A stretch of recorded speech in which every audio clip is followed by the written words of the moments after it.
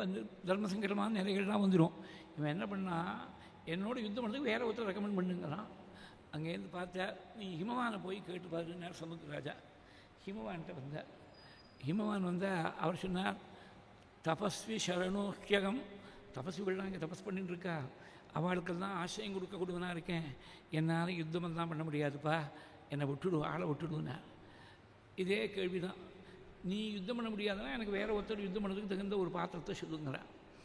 நீ வாதி இருக்கான் வானராஜா, இந்த வாதி காத்தால் கிழக்கு கோடியிலேருந்து, உலகத்துடைய கிழக்கு கோடியிலேருந்து மேற்கு கோடி, வடக்கு கோடியிலேருந்து தெற்கு கோடி, தெற்கு கோடியிலேருந்து வழக்க கோடி, மார்னிங் வாக் அவனுக்கு உலகத்தை முழுக்க அப்படி ட்ராவல்ஸ் பண்ணுவானான். அது மாத்திரம் இல்லை, அபார சமுத்திரத்துடைய ஒரு கரையிலேருந்து இன்னொரு கரைக்கு போவான். இந்த மாதிரி எல்லாம் மகாபலம் கொண்டவன். அந்த வாலியை போய் நீ கூப்பிட்டு பாரு யுத்தத்துக்குன்னு. துந்துபி அங்கேருந்து வந்தான்.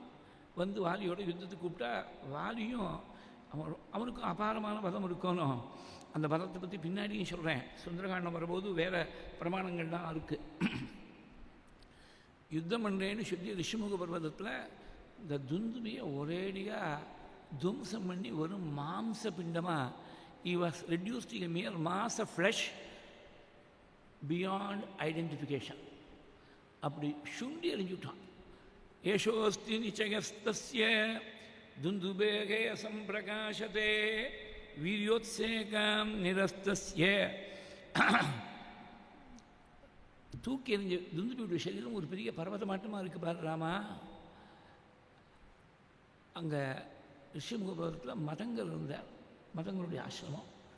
அவர் பார்த்தார், யாருடா இந்த ஆசிரமத்துடைய சுத்தியை கெடுத்து ஒரு மாம்ச பிண்டத்தை தூக்கி எறிஞ்சிருக்கானேன்னு சொல்லிவிட்டு, யார் இதை செஞ்சான்னு கேட்டாள். வாலின்னு ஆட்கள் மூலமாக தெரிஞ்சிருந்தார். தனக்கு வேண்டியவா மூலமாக வாலியோ வாலியோடைய ஆட்களோ இனிமேல் இங்கே வரப்படாது, வந்தான்னா தலை போயிடும்னு சாபத்தை கொடுத்து விட்டார் மதங்கள். இது வாலிக்கு தெரிஞ்சது. ஓடி வந்தான். ரொம்ப நாள் வெயிட் பண்ணான். இவனை பார்த்த உடனே முகத்தை கூட கொடுக்காமல் உள்ளே போயிட்டார், ஆசிரமத்துக்கு உள்ளே போயிட்டார் மதங்கள். ரிடீம் பண்ணிக்கிறதுக்கு வழி இல்லாமல் போயிடுத்து வாலிக்கு. மகான்களுக்கு அபச்சாரம் பண்ணால் இவனுக்கு அதிர்ஷ்டம் இருந்தால் காலில் விழக்கூடிய பாக்கியம் கிடைக்கும். அபச்சாரத்தை அவள் ஏதாவது போக்கி வைக்கிறதுக்கு ஒரு உபாயத்தை சொல்லலாம். அதிர்ஷ்டம் இல்லைன்னு சொன்னால் அது அப்படியே ரிடீம் பண்ண முடியாத பெரிய அபச்சாரமாகவே இருந்துடும். அபச்சாரம் பண்ணாமல் பார்த்துக்கணும். மகான்களுக்கு தெரியாமல் கூட அபச்சாரம் பண்ணாமல் பார்த்துக்கணும். தெரிஞ்சு அபச்சாரம் பண்ணால் ரொம்ப கடுமையான தோஷம். தெரியாமல் அபச்சாரம் பண்ணால் அனுகிரகமாக கூட மாறலாம் அது. அதனால் அபச்சாரம் பண்ணி அனுகிரகத்தை பெறணும்னு நினைக்கப்படாது. அது புராணத்துலேருந்து ஒரு எக்ஸாம்பிள் ஒன்று சொல்கிறேன்.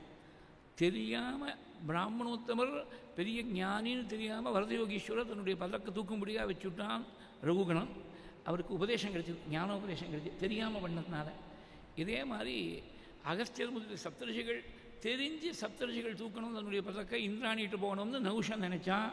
சாபத்தால் மலைப்பாம்பா வந்து பிறந்துவிட்டான் அகஸ்தியருடைய சாபத்தால். அதனால் தெரிஞ்சு பண்ண